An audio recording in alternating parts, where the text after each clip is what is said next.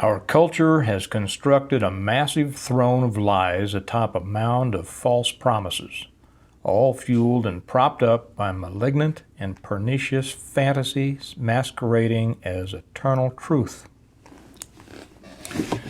Hello and welcome to American Reversion. I'm Steve Smith, and how are you all today? Nothing could be farther from the truth of what I just read. It's from a column by Billy Hallowell in the Washington Times. I was going to read something today. Actually, I was going to yesterday, but I got real busy. And I was doing a lot of stuff for the church channel. By the way, I know a lot of you on this channel are interested in that. If you haven't joined us at Stonemont Church, I'd love to invite you to come over there if you'd like. We're just starting a reading through the Bible and such as that. The link is down below, or you can just look it up on Stonemont Church, or you can go to stonemontchurch.us. Or is it .com? I forget. Most of mine are US, but you can find it. But I was going to read yesterday and cover some material that was included in a Wall Street Journal article that covers a lot of this. But when I read this one by Hallowell, excuse me just a moment. Allergies are here, so throat clearing time. But when I read this, I saw that Hallowell had included a lot of that information in his column here. So I want to read this, and then I know that you all will have some comments. I'm probably not going to read all of it, but as always, I'll post the article over on the Patreon channel, and that link is always down there below. And then I'll read you a few other things, and we'll talk about it. So I'll start this off again, and the headline of it was, and again it's from the Washington Times, the headline was "Mass Shootings, Moral Chaos Reveal Spiritual Crisis of Epic Proportions." Well, I think most of us have been saying that for some time, right? So I'll start over with this so that we get the flow. Our culture has constructed a massive throne of lies atop a mound of false promises, all fueled and propped up by malignant and pernicious fantasy masquerading as eternal truth. What a great sentence there. As each mass shooting passes, as every violent occurrence unfolds, we collectively lament, begging to know why, but refusing to entertain the conspicuous answer, even when it's shrieking at the top of its lungs to be heard. We have embraced a gospel of self that is systematically destabilizing individual hearts and overarching societal structures. We've essentially embraced the lie that we are all that really matters. Isn't that the truth? We live in a in a world of narcissists and self-centered idiots. He continues. And with hatred and discord reaching a crescendo of sorts, the only solution we seem interested in is turning up the volume on the mistruths, ignorantly overlooking the fact that we can't temper the rancid stench of our own cluelessness with augmented incomprehension. As a writer, I have to compliment this writer. He writes beautiful sentences. I assume it's a guy. He spells Billy with a Y instead of an I-E, but who knows, right? Who knows? By the way, feel free to share this. I know there's a lot of questions. Feel free to share this video or any of my videos with anyone you would like, and there's stuff in here that you would want to send to other people. So we continue. Poll after poll shows precisely how deep we've allowed our cultural rot to run. The new Wall Street Journal NORC survey is perhaps best suited to show the full extent of our rapid descent into oblivion. And this now he's going to cover some of the stuff that I was going to cover from yesterday's Wall Street Journal. He says, in just 25 years, Americans have largely abandoned the connective tissues and values that once offered a unity of sorts, with patriotism and religious value plunging. Some 38% of respondents said patriotism was very important to them, and 39% said religion was very important. The Wall Street Journal reported of the research. That was down sharply from when the journal first asked the question in 1998, and remember that was before 9/11, when 70% deemed patriotism to be very important and 62% said so of religion. You know, of course, 9/11 brought a lot of the faux patriotism out, and then as we discovered over the years how things like the Patriot Act were being used, 9/11, as horrendous as it was, maybe one of its most salient purposes was to reveal to more and more people the truth of our country, our government, all of that. And those aren't the only concerning indicators, as just 30% now see having children as a very important, down from 59% in 1998. That's about half. Now, if you count 59% as being close to 60%. We're down to 30% now of people feeling that having children is very important. You know, when a country stops having children, the country either dies or it needs to bring in a new group of people, right? And that brings about a changing of America.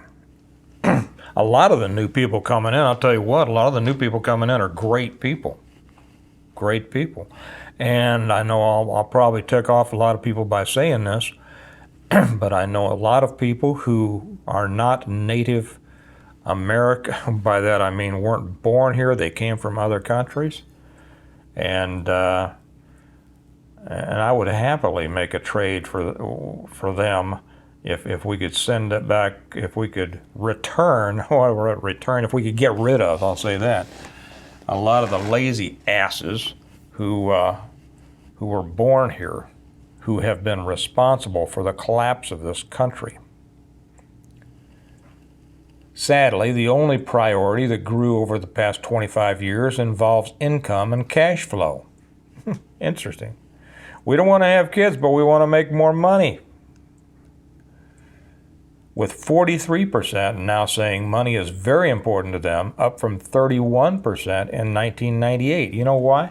Because back in 1998, people were looking at other things as being important. They were looking at quality of life. They were looking at family. They were looking at religion. They were looking at a country that they believed in to an extent. They embraced more what we would consider the American values. And it's not just American values. I mean, people all over the world have these values. You know, I don't want to shortchange anyone. I was going to say, you know, Canada, Australia, Europe, all that. Well, not everybody in those places has what I consider to be the right values, but a lot do. So these are common values amongst people spread across the world. And of course, the problems are now being spread across the world as well for people who don't share those values. So say that making more money is important now to 43% now, up from 31% in 1998. How tragic that the most important elements binding Americans together are now denigrated. The selflessness and joy childbearing yields are increasingly ignored, and greed seems to be more persistently valued. We're undoubtedly in a moral mess. How did we get here? We've asked ourselves that question, but we know. How did we get here is the only natural question one can ask when faced with such dreadful realities. But if we're honest, assembling the twisted puzzle of our modern conundrum isn't all that difficult. How can we expect children to grow up believing in their own internal value, a loving God, and faith when we raise them to believe they're mere evolutionary accidents, aimlessly developed creatures with no connection to a loving Creator who imbued purpose in their lives? Then we go on. Schools have removed prayer and replaced it with evolutionary theory and all. Okay, I'm gonna hold that off. I'm gonna put that, for those of you who want to read it, it'll be over on the the Patreon channel. There were a couple things, others that came up also with, I'll put that up, and then I'll put up the one from the Wall Street Journal, and that was written by, and it's titled, America Pulls Back from Values That Once Defined It. Patriotism, religious, and hard work hold less importance. Did you all see my videos that I shot down at College of the Ozarks, Hard Work U? Okay, well, I'll include that Wall Street Journal, over the link to it over there on the Patreon channel as well. There's an article here from the Daily Wire I'll put up there. Michael Knowles was suspended from Twitter after posting a Bible verse in response to the Nashville school shooting. And interestingly, I'll put this one up too. This is from MSN, Hollywood Unlocked. The headline will tell you everything. This is the world we're in, we know. Nashville police release body cam footage of cops executing Audrey Hale following a 6-minute shootout. Okay, all those I'll put up there. Are you all being careful? I hope that you are. I'll talk about that more over on integrative preparedness. We have that, what are they promising? The Day of Rage coming up this Saturday, and to be preceded by this. You know, the shooting down in Nashville followed an announcement of that Day of Rage. Not sure how much I can get into it here. You know, we don't want to lose our ability to speak. That doesn't serve any good purpose. There are other ways to do this, and we know what we're talking about. But as we see this collapse continuing, these articles were very good. We also see a lot of successes and victories on our side, and I want to give a lot of credit to the people who have stayed in the fight. And there may be a few out there saying, Steve, what victories? All I see are losses. No. Well, then you're not paying attention. We're seeing a lot of victories in Second Amendment. We're seeing a lot of victories in the First Amendment. We are seeing a lot of victories politically. We really are.